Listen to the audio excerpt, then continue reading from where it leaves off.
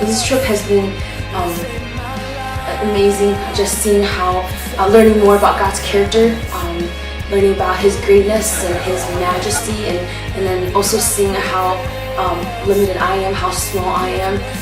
But I think it's been awesome because when I guess realize the difference between Him and I praise Him every moment, I worship Him all day long, and in that I find true joy and I find His love.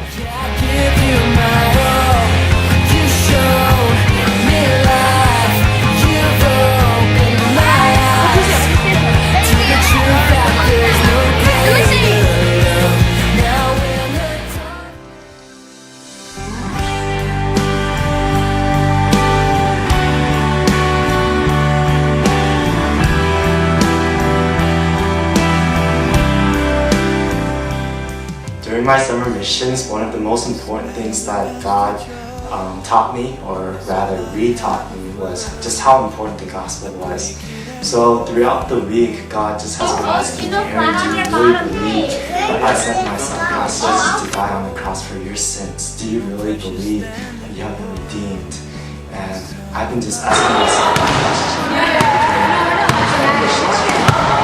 Once I realized just how important the gospel was, I started to ask myself, don't these kids need that hope of salvation? Don't these kids that I'm serving need the Christ Jesus in their lives? And once I started to realize, just how much they needed Jesus in their lives, it placed in my heart a sense of urgency to really reach out to them in love, so they can kind of get a sense of what God's love is like.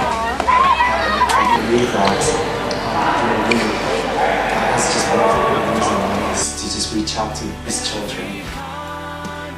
Through the different ministries, I could just see how God was transforming me, transforming the other people on our team, and allowing us to do things that we wouldn't normally do, allowing us to break out of our comfort zones, break out of our insecurities, to do things that God wanted us to do. And not only could we just do them and get by, but we really enjoyed it.